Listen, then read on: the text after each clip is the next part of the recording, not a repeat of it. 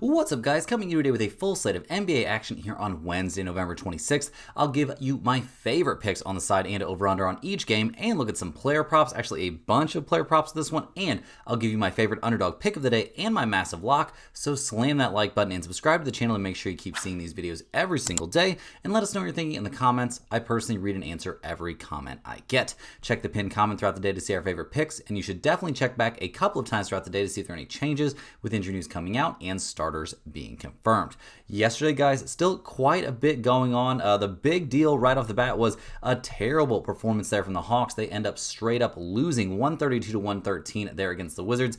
Pretty embarrassing stuff. They get blitzed there in the first quarter, losing that quarter 45 to 23, eventually losing the game in an NBA Cup game too against one of the worst teams in the NBA. There's really no excuse. I didn't expect such a poor effort. Also, didn't expect the Wizards to shoot 50% from three. They knocked down 19 of their 38 attempts from long range. So that was a very annoying way to start the day, but it does look like we are very, very likely to cash our overplay there on the Orlando Magic Philadelphia 76ers game. Bane's having a decent showing so far there for Orlando, but not an amazing showing, so still needs some work to be done for him to get over his 25.5 points plus assists, but certainly not impossible, especially in a play-in game where he should be playing in the fourth quarter, but we'll have to wait and see on that. We've got Zubac to get a double-double there in the late game. That one hasn't started yet. The Lakers are our lock of the day. We had Embiid under the impression that, given all the news we were seeing, looked like he was going to play, but he ends up not playing today, so that ends up being no action there on our dog of the day, unfortunately. So we'll see what kind of day this ends up being. We're still a little bit early on, to be able to tell for sure, but we'll see how things go. Looking like a decent night cooking over there on the premium side. Going to cash a nice little play there on a plus money hockey play, so that looks good. We'll break that down all here just in a little bit, but let's go ahead and dive in, guys. We've got a nice slate to cover here on a very, very busy Wednesday of action in the NBA. And first up, we're going to be looking at the Detroit Pistons going on the road to take on the Boston Celtics, and these are all going to be NBA Cup games, guys. So a big deal here. Detroit comes into this game 15-2 to start the season, easily leading the Eastern Conference. They're fresh off a 122 to 117 win there in Indiana, so playing pretty well on the road in that game. Indiana, not an easy out like they were early in the season. They've gotten a lot healthier, and they're playing with a lot of effort still. We liked what we saw from guys like Cade Cunningham. Of course, he put up 24 points on some pretty efficient shooting numbers, also had 11 boards and 6 assists. Love what we saw from Karis LeVert coming off the bench. He's somebody we're going to be talking about here in a minute when it comes to player props, because he's playing much better here recently. Jaden Ivey cashed a premium player prop for us in that win over the Pacers, easily getting over on his points. He had 12 points in 12 minutes. They're easing him back in, not playing him a ton of minutes, but he's playing really well when he's out there, giving this Pistons team a hell of a punch coming off the bench. Just loved in general how they played in this game. They dominated the boards. They shot the ball relatively well from three. 36% from long range is fine for them. Did a good job getting to the free throw line. Really solid production there from the bench, where they have 2 double-digit scores, and Isaiah Stewart put up 9 points off the bench. So just very good work there from the Pistons overall, and they've been playing well. They come into this game looking very healthy. That's a huge deal. They're on a 13-game winning streak, so I don't think I want to lose that here going into Cup play, but we'll see what happens. They've got to feel pretty good about their chances here going up against the Celtics team that they beat 119 to 113 very early this season. Now, they're taking on the Celtics. Boston 9-8 on the season, so looking more competent than what they showed in the first couple games of the year. They're fresh off a 138 to 129 marathon win there over the Magic. After a pretty big letdown, they won game 1 in a blowout there. Well, maybe not a blowout, but a 14-point win there in Brooklyn, and then playing at home in Boston, lose 113 to 105 against the Nets. But their last time out was that win over the Magic, so well played there.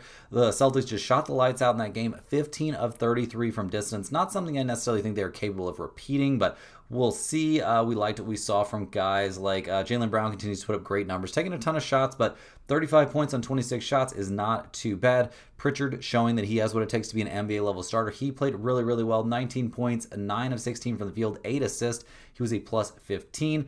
Very good work coming off the bench, too. Sam Hauser playing well. Loving what we're seeing from Anthony Simons, though, especially. He has been I don't know if spark plug's the right word, but a great scorer coming off the bench here for the Boston Celtics. So lots of positives for Boston. That being said, they are only 9-8 on the season, and they've already lost to the Pistons once this year. They do come into this game relatively healthy, although Chris Boucher and Luka Garza getting tons of minutes at center. Probably not what they had in mind. They need good production from their big three, which is Derek White, Peyton Pritchard, and Jaylen Brown.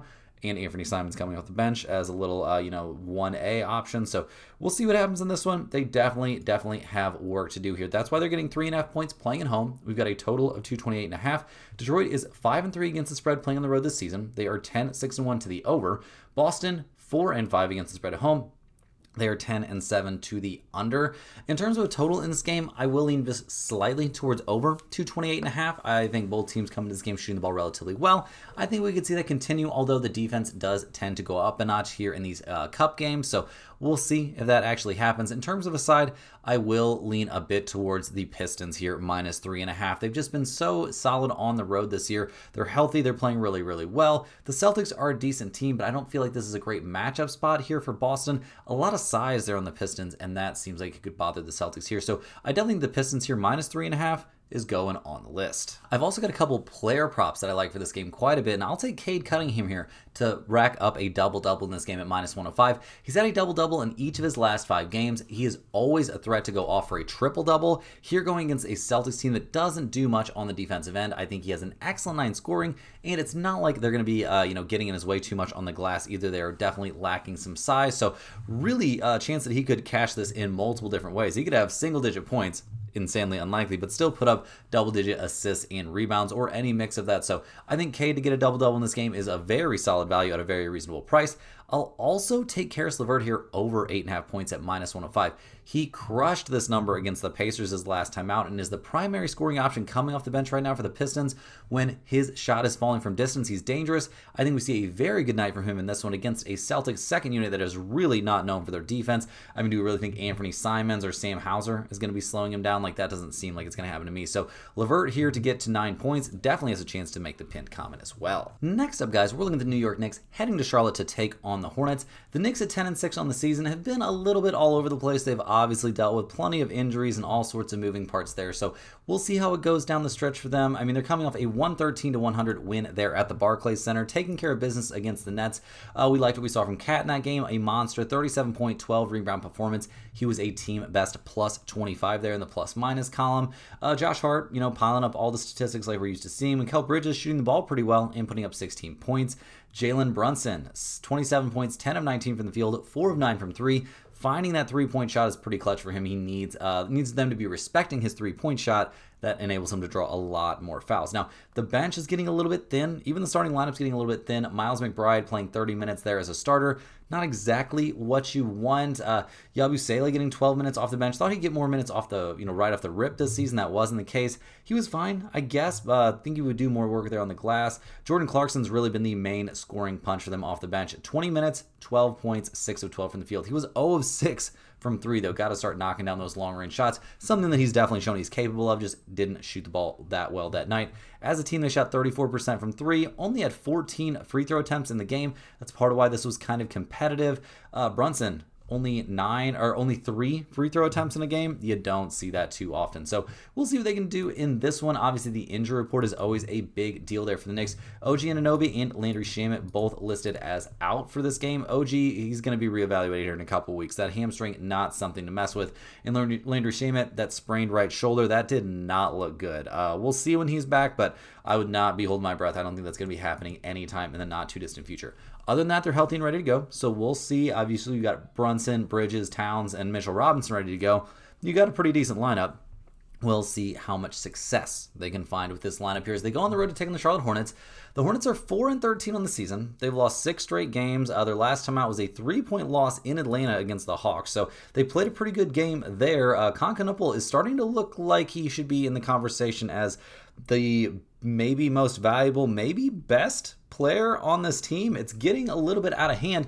Availability is the best ability, and you never see LaMelo Ball out there playing basketball anymore, it doesn't feel like. Brandon Miller's constantly injured. Colin Sexton's putting up good, a very good showing in solid minutes. 22 points, 8 of 16 from the field in 36 minutes. Liking what we're seeing from Miles Bridges, although some mistakes are at the end of the game, not so great. Knuppel, though, 28 points, 9 of 17 from the field, 7 7 of 11 from 3, 3 assists, 6 rebounds. He did have a couple turnovers, but overall a very good night. This team does not have a ton of bench, but they played pretty well in this one to make things competitive there against a Hawks team that was about to lay an egg. So, I mean, they laid an egg against Washington, but a very good day there from the Hornets. Looking at the injury report, it does appear that LaMelo Ball is going to play basketball in this one, which is interesting. Not something you see on a nightly basis. The last time he played was against the Clippers. 25 minutes, 18 points. Okay, not a bad night. 7 assists, 5 fouls and 3 turnovers. Not exactly a monster performance, and his team lost by 15. So we'll see if that gives them a little bit of a bump. Other than him, obviously all the normal guys will not. Or no, Brandon Miller is apparently going to be ready to go for this game. Is that true? Yeah, he played against the Clippers as well. Yeah, not on the injury report, so sounds like he's going to be out there. So it will be the full-strength Charlotte Hornets. They're getting 7.5 or 6.5, depending on which book you look at. We've got a total of 236.5 in this game. The Knicks are only 1-6 against the spread on the road. Not very good against the spread on the road this season. They are 10-6 to the over. The Hornets are 4-4 against the spread at home. They are 9-8 to the under. This is not a spot that I'm in love with, guys, but I will lean towards the Knicks here at -6.5. This is a cup game. I think we see the Knicks locked in this one. I don't think the Hornets have the depth to deal with what the Knicks want to do. I don't know how many minutes they're planning on playing Brandon Miller and LaMelo Ball, or if those guys are going to be playing well in this game or not. So give me the Knicks here at -6.5 as a small lean. In terms of the total here, it's a pretty big number, but the Hornets do tend to play some pretty high-scoring games, and the Knicks certainly do. So I will also lean a bit towards over 236.5 in this spot. Hey guys, hop in here with a quick shout out to the sponsor of today and every day's video, and that is StumpTheSpread.com. Click the link in the description to go over there and see the top confidence picks from our entire team of experienced cappers. Right now, our premium members are getting daily NBA, NHL, UFC, NFL, college football, and college basketball picks. We're coming off a very solid day over there, cashing a big play there on the NHL side at some plus money, cashing our NBA player prop there on Okongwu over 14.5 points. We also cashed Western Michigan there -7, another nice play there on the college basketball or the college football side of things. Cashed Tennessee as well. They won that game straight up on the college basketball side. Ole Miss still playing right now. So we'll see how the day ends up. Things are looking very, very good over there. And also, guys, some pretty massive news. Our Black Friday deals over there at Stump the Spread start right now. You're saving a minimum of 33% on all packages. Also, your memberships stack, so existing members can add on to your existing membership with these deals. So if you've already bought a month, you want another month, well, you can get that next month at a drastically discounted price, guys. It's a fantastic chance to hop in. It's just a fantastic time to get on board over there with the premium picks. Those are the ones where you see the most research, the most analysis. Those are the ones that are done by our team of experienced cappers. Every single guy over there has over a decade's worth of experience covering his given sport. The amount of data points that are taken into consideration on all these plays is pretty mind-blowing, guys. You definitely want to get in on it, and right now, these Black Friday sales, these are the best time to get in the mix over there and become a premium member at StumpTheSpread.com. So definitely get over there and check that out. Check out all the sales, but also get over there and check out the free stuff. That's always going on, guys. There's free picks in the free picks tab every single day. There's our free to use bet size calculator. You definitely want to check that out. Make sure you're not blowing your whole bankroll on 1 or 2 bad days, but maybe most importantly, you got to get on that free email list, guys. We'll be reminding you about the Black Friday sale in those emails, but what you mostly get in those emails every single day, you get at least 1, oftentimes 2 or 3 free picks, tons of information on niche sports betting like golf, NASCAR, tennis, all kinds of crazy stuff like that. There'll be big write-ups on the Thanksgiving NFL games. You definitely want to get in on those. There's free college basketball picks almost every day in those emails. There's just a wealth of information in those emails every single day. So you definitely need to get over there to StumpTheSpread.com and get in on that free email list. It's very easy to sign up once you get to StumpTheSpread.com, either by clicking the link in the description or by just typing StumpTheSpread.com into your browser of choice. You click the little green login button at the top right-hand corner of your screen. That's going to prompt you to set up a free account. All they're going to ask you for is your name and your email address. That is it, and you'll be getting 1 email straight to your inbox with all that great information every single day. So definitely get in on that if you guys are interested. Also, if you're a huge fan of what you're seeing from us here every single day, click that little join button right below the video to sign up for a YouTube channel membership. YouTube channel members get early access to all of our videos, get their name up on screen in every single video, but maybe most importantly, get access to our members only giveaways, guys. Love doing these giveaways. We do one every single week, usually on Monday, sometimes on Tuesday. We put the name of every single YouTube channel member in a big wheel. We spin that wheel live on the video so everybody can see it, and whoever it lands on gets a Stump the Spread hoodie mailed straight to their address. So definitely really appreciate all my YouTube channel members, trying to think of some cool stuff to do to give back to you guys here and just give back to the viewers in general too here over the holiday season. So definitely stay tuned for more updates on that. But we got to dive back, and we've got a massive slate of NBA action still to cover. And next up, we're going to be looking at the Milwaukee Bucks as they go on the road here to take on the Miami Heat. The Bucks come into this game having a pretty terrible time, and that was kind of everybody's lean coming into the season. Like, Milwaukee was going to be good as long as Giannis was playing and playing at an insanely high level. Well, one injury to Giannis, and all of a sudden the Bucks are falling off a cliff, losing 5 in a row, and things are not headed in the right direction. Their last time out, a 115-103 loss there to the Portland Trailblazers. They gave up 35 points to Jeremy Grant, and really not a whole lot of resistance coming there. I mean, 22 points off the bench for Bobby Portis. He played great, finally starting to shoot the ball a little bit better, but nobody else really able to step up in a meaningful way. I mean, Miles Turner, 32 minutes, 13 points with Giannis out. That's not going to cut it, bro. 12 points from Kuzma in his 27 minutes. Like, it was very, very bleak. Cole Anthony actually gave the team a bit of a jolt, 16 points in his 18 minutes, but it's looking awfully bleak there for the Milwaukee Bucks. Not a lot of reason to be excited right now, at least until Giannis comes back. If you have Giannis, you have a chance in every single game, but when will he be back? Seems like it's still fairly up in the air, but it also seems like it certainly will probably not be this game. I guess it is technically possible. He is listed as questionable for this one, so sounds like there's a chance he comes back and play in this cup game, but I mean, with an abductor strain, I don't know why you would be rushing him back, but it does sound like there is actually a chance that he will play in this game. So keep a close eye on that. That obviously moves the needle an awful lot, but right now, the odds makers have the number, which is the Heat minus 6.5, definitely would indicate to me that Giannis will not be playing in this game. So we'll see if he plays. Other than that, they are healthy. The obvious, exception there, Kevin Porter Jr., who won't be back here for a while. Sounds like he's getting closer, but it won't be in this game. Now, they're taking on a Miami Heat team that at 12-6 on the season has been kind of a big surprise. They've just won their 5th straight game, taking down the Mavs in what was a little bit too close of a game for comfort against a pretty bad team, but they've got some nice wins against teams like the Knicks, Warriors. They've taken down the Cavaliers once. Like, this Heat squad is looking very, very solid. So we'll see if they can continue to look this good. In their very narrow win there over the Mavericks, Tyler Hero came back and looked great in his first action back this season. 29 minutes, had 24 points, was 12 of 18 from the field, 0 of 2 from 3.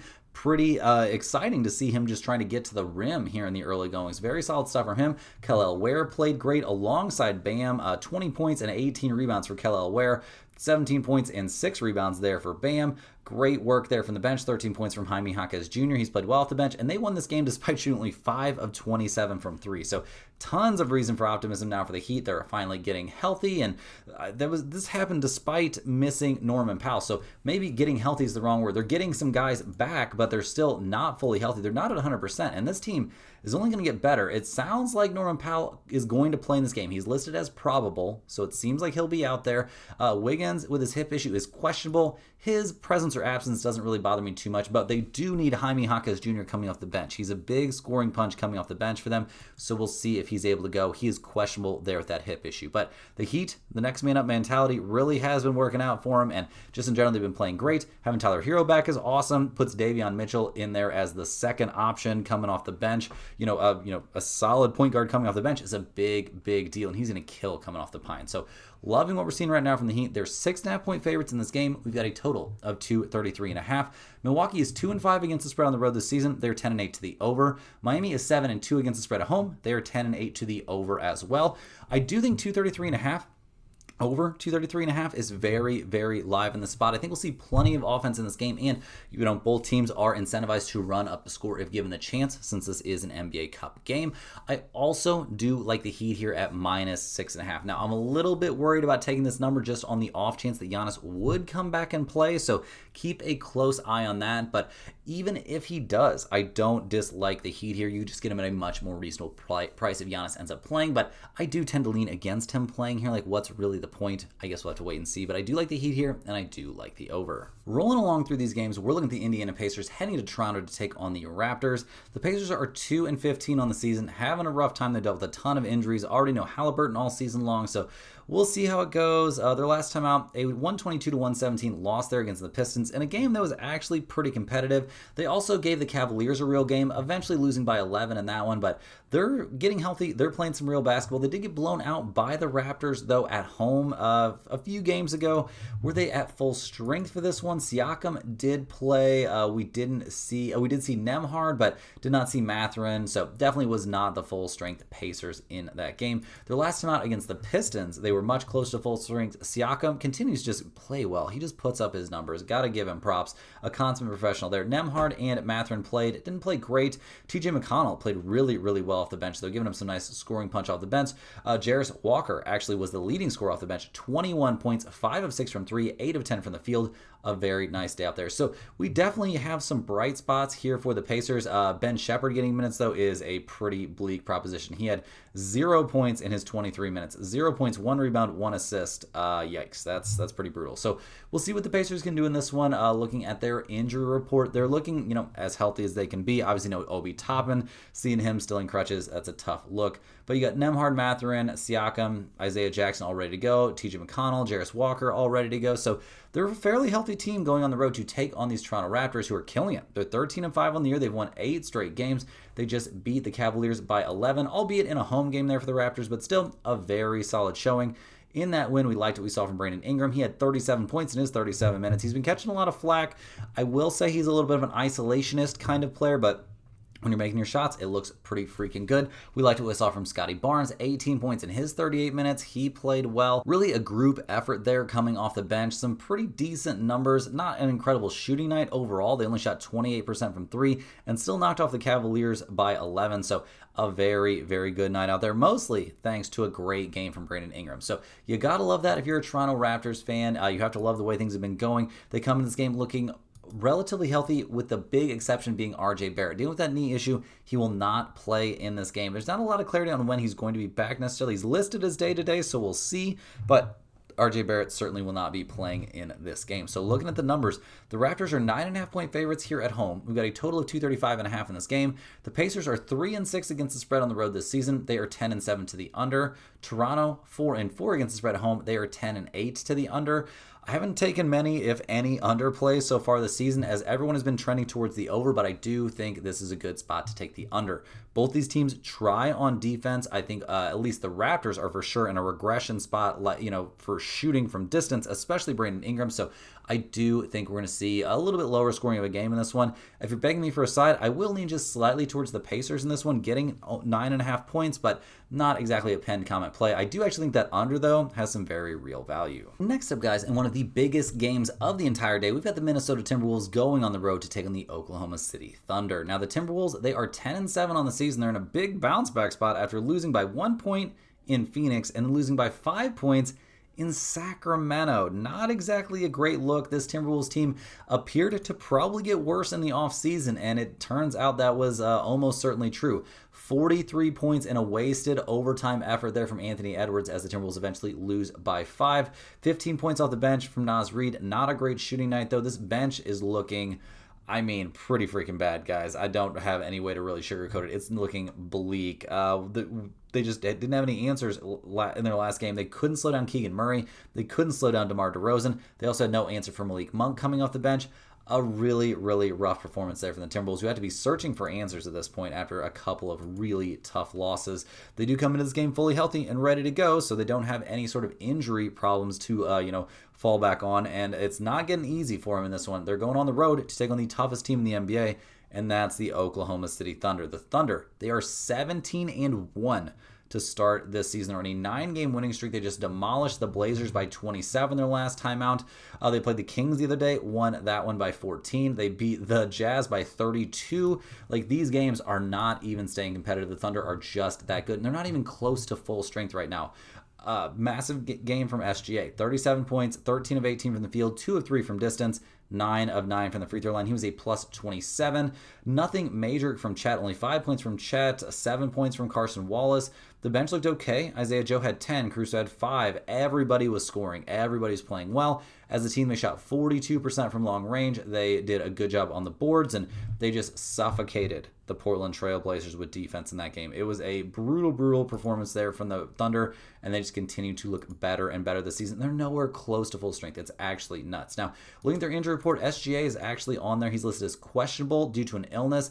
I would be shocked if he doesn't end up playing in an NBA Cup game here. That would be pretty wild stuff to me. Everybody else relatively healthy. Aaron Wiggins is on the injury report dealing with that thigh issue. He will be inactive for this game, it is being reported. So we'll see if that's confirmed. Oh, wait, no, that was the game against the Trailblazers. So we'll see. Not a whole lot of news indicating they could potentially be back for this one. So looking at the numbers, guys, the Thunder are 8.5-point favorites at home. We've got a total of 227.5. The Timberwolves are only 3-6 against the spread on the road. They're 9-8 to the under. The Thunder are 5-3 against the spread at home. They're a 500 over/under team. I don't have a big lean on the total in this one, but I'm taking the Thunder minus 8.5. I don't even know that Anthony Edwards is capable of going off for a monster game in this one against this kind of defense. The number of just bodies, the Thunder, elite defenders that they can throw at him is going to be nuts.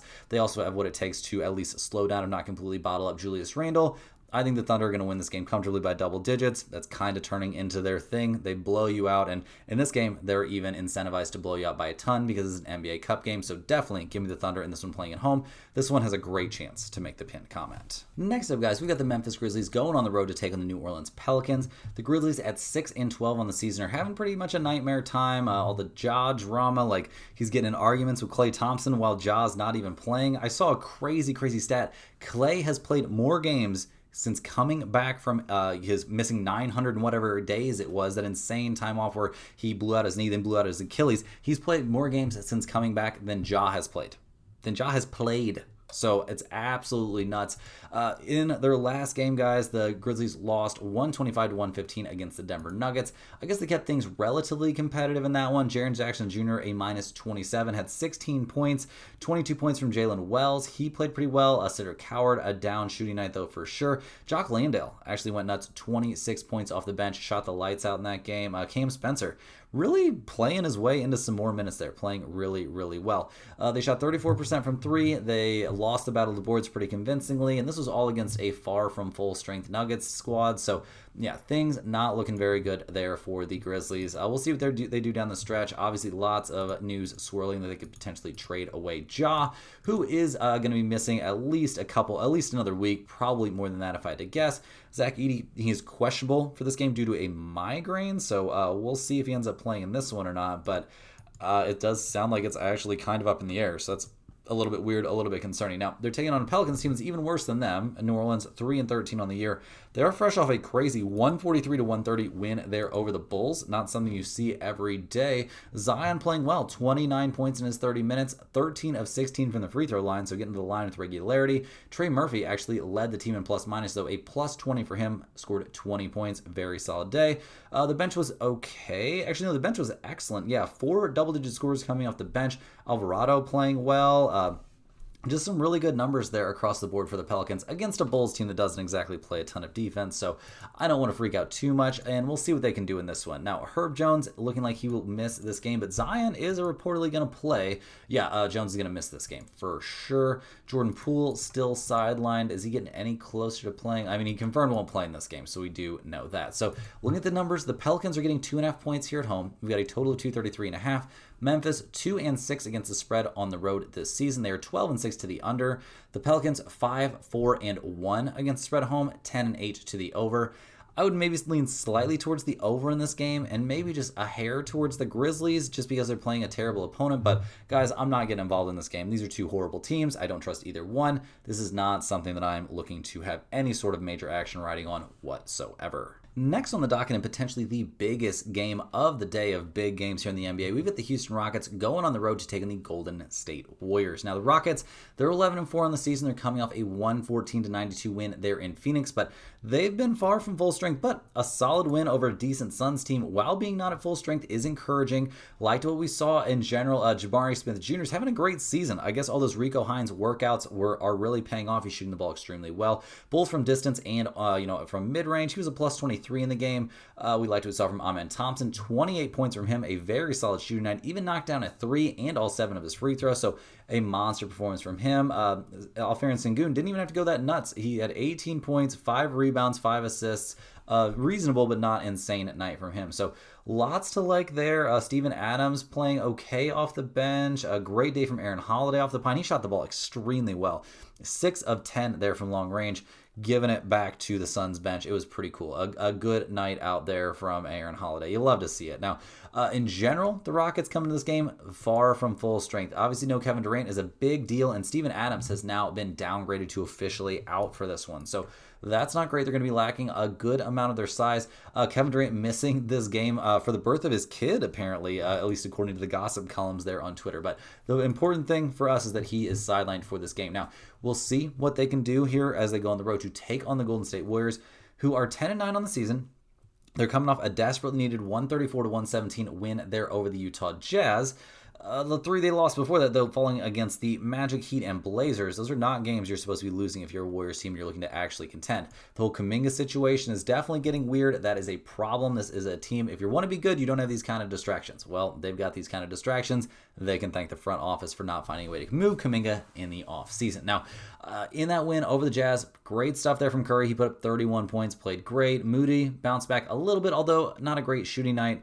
Jimmy Butler, 18 efficient points there and 7 assists and 6 boards, so he played well also. But the bench, I mean, Will Richard continues to be the main bright spot for this team in terms of bench play, which is absolutely insane when you consider training Podziemski was what kept the Warriors from acquiring Lauri Markkanen in the offseason, or at least that's what was reported. That is bonkers. I don't want to, nuts. That's fucking crazy. I can't believe that happened. But anyway, we'll see what they can do in this one, guys. The Warriors come into this game, obviously having just played relatively well, albeit against a tanking opponent. They are not necessarily fully healthy coming into this game, though. Draymond sounds like he's going to play in this one. I don't really expect him to miss a big game like this, especially when Curry is playing. Kuminga is out, and Al Horford, that is a problem. He's going to miss at least another couple games. So that's bad news. They don't really have a ton of size. Good for them. We do see a pretty banged up Rockets team in terms of size. Going to be more Quentin Post and Trace Jackson-Davis minutes. I don't think that's the end of the world here. So looking at the numbers, guys, the odds makers have this as basically a flip. The Warriors are -1. We've got a total of 225 in this game. Houston 7-1 against the spread on the road this year. That's an NBA best mark. They're also 10-4-1 to the over this season. That's also tops in the NBA. The Warriors are 6-1 against the spread at home. Very solid stuff there. They are 13-6 to the over this year. So first up, especially with some pieces missing here for the Rockets, like Steven Adams, I think we have to lean towards over 225. I think we're going to see plenty of offense in this game, despite the fact it's a cup game and both teams are going to be playing at maximum effort. I do think we find a way to get an over in this one. So over 225, a great chance to make the pinned comment. I also do like the Warriors here at -1, playing at home a little bit, but not nearly as much as I like that over. We've also got a couple player props that I like for this game quite a bit. First up, I'll take Steph Curry over 26.5 points here at -110. Golden State is looking middle of the road this season, generally speaking, but there is, with all the controversy around Kuminga and what's going to happen around the trade deadline, but Steph continues to put up crazy numbers. He's been over 30 points in 4 of their last 5 games. I know the Rockets are going to try and shut him down. I know we're going to see Asar Thompson on him, but I don't think he can do it. Curry has already shown he's going to elevate his game for these play-in games, and I think he goes nuts tonight. He's been shooting the ball well, been finding a way to get a shot off. I think we see a big game from Curry in this one. I also think Jimmy Butler's going to have a good time in this one, especially with both teams, maybe lacking some depth here at center. I'll take him over 5.5 boards in this game at -130. He's been over this number in 4 of his last 5 games. Here in a play-in game, I'm expecting max effort Jimmy, and that includes him going to the glass. It doesn't hurt that the Rockets won't have Steven Adams in there, or that the height of KD will be missing as well to mess things up on the interior. So I think Jimmy to grab some rebounds in this one is very, very reasonable. Rounding into the home stretch here, guys, we're looking at the San Antonio Spurs going on the road to take on the Portland Trailblazers. The Spurs are 11-5 on the season. They are fresh off a tough 111-102 loss there in Phoenix, but the Suns have been a pretty good team, and obviously this isn't the the full strength San Antonio Spurs. In that loss, De'Aaron Fox did everything he could. 26 points from him, shot 16 free throws in the game, so that's worth mentioning. But Devin Vassell played okay. The bench, Keldon Johnson played well off the bench, but nobody else really going too crazy. They only shot 29% from 3 in this game. They did a very good job on the boards, had a nice little edge there, but in the end, it wasn't enough. This team is just kind of hamstrung without their better options. And what team could lose their best player and really be okay? Definitely not when your best player is somebody as impactful as Victor Wembanyama. Now, right now, the Spurs are missing both Castle and Wemby, and Jordan McLaughlin not going to be in this game either. So that is a problem. We'll see. It's going to be at least another week there for Castle and Wemby. Who knows how long it's going to be. You don't mess around with calf strains in the NBA anymore. It's going to be a minute. It's going to be a hot minute until we see Wemby back out there on the floor, which is unfortunate. He got off such a great start to his season and has looked so dominant when he's been out there and been healthy. So we'll be seeing what they can do here on the road against the Portland Trailblazers, who are 8-10 on the season. They're fresh off a 115-103 win there in Milwaukee. We'll see what they can do in this one. In that win over the Bucks, a huge game there from Jeremy Grant. He played great, 35 points from him. I don't know the last time Jeremy Grant dropped a 30-piece, but he played really, really well in that one. Denny Adjeva continues to play great. He's having a fantastic season overall, really, really, helping propel his squad forward. Caleb Love played well in the win. Nobody else really going too nuts off the bench. A few good minutes there from Robert Williams was helpful, so we'll see if they can keep things rolling. Donovan Clingan, actually, 14.11 board double-double there. He looked really, really good. So some good news for the Trailblazers, managing to win games despite not being fully healthy. They're missing Drew Holiday and Shadion Sharp, two huge pieces, huge parts of their solid start to the year. Now, we'll see Drew Holiday back in a couple weeks at the earliest. Calf issues, man. You're not going to be coming back anytime soon. Sharp also dealing with a calf issue. He's questionable for this game.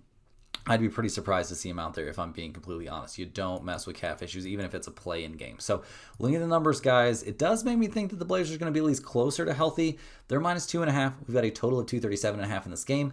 The Spurs are 1-4-1 against the spread on the road. They're 8-8 to the over-under. Portland, they are 5-2 against spread at home this season. They are 12-6 to the over. 237.5 is a pretty big number, but with Drew Holiday out, maybe we can lean towards over.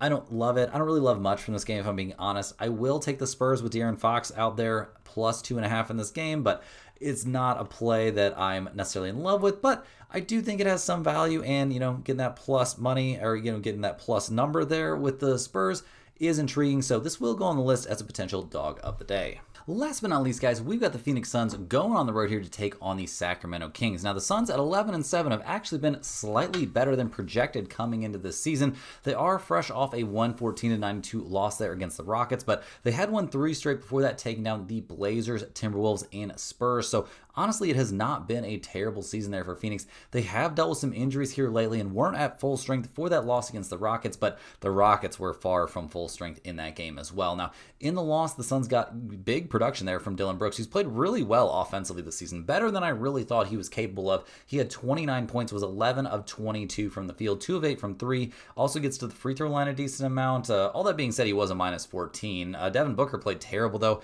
Really seemed like he suffered from the defense that the Rockets were able to play against him. He had 18 points in 38 minutes, did not shoot the ball. Terrible, but not great. Did have a decent assist day, I guess, but also had 6 turnovers. That's one more than he had assists, so I'm not about to throw you a parade for that. The bench for this team is not amazing. We have liked what we've seen from guys like Colin Gillespie. He's played well off the bench, but also some injuries have made them, kind of shake things up there. So the bench is looking normal, but, Gillespie, 6 of 12 from the field, 16 points, 29 minutes, not a bad night for him. He's also hit some really big shots for this team. So I don't want to cast too many aspersions here on the Suns. They played well this season. They've been better than expected, and they've been missing a starter here recently.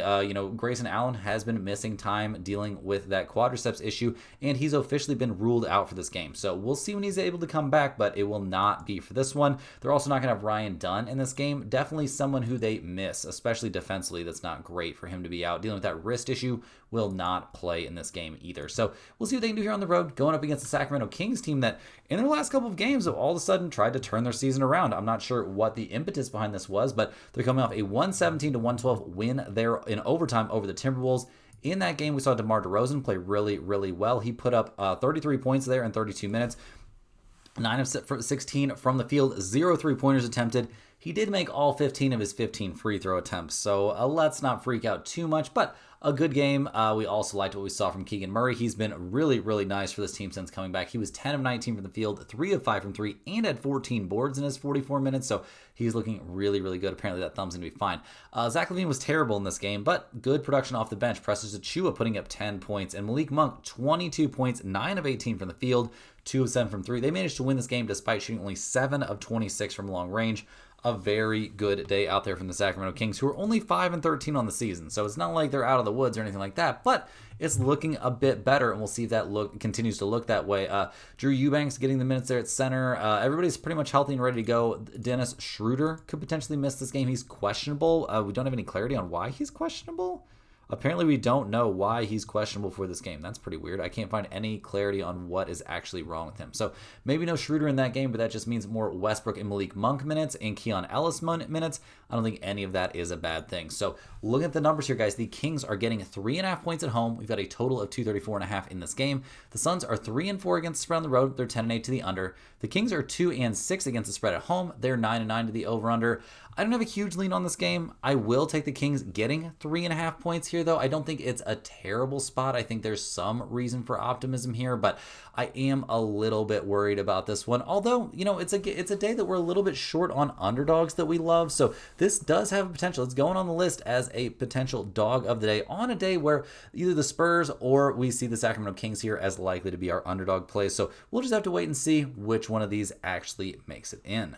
That's all the games we have for today, guys. Hit that like button for good luck on all of your bets and subscribe to the channel if you're new. Let me know in the comments any questions you have on today's slate. I'm more than happy to get back to you. I appreciate everybody watching these videos. Make sure you click the link in the description to get over there to stumpthespread.com. Check out all the free stuff we offer over there every single day. Make sure you're getting in on those Black Friday deals. It is the literal best time, cheapest time ever, also with a ton of sports going on, to get in on the action as a premium member over there at stumpthespread.com. So definitely make sure you're checking out that. Make sure you're getting on that free email list, and we'll see you guys right back here tomorrow, same time, same place, for more sports betting action.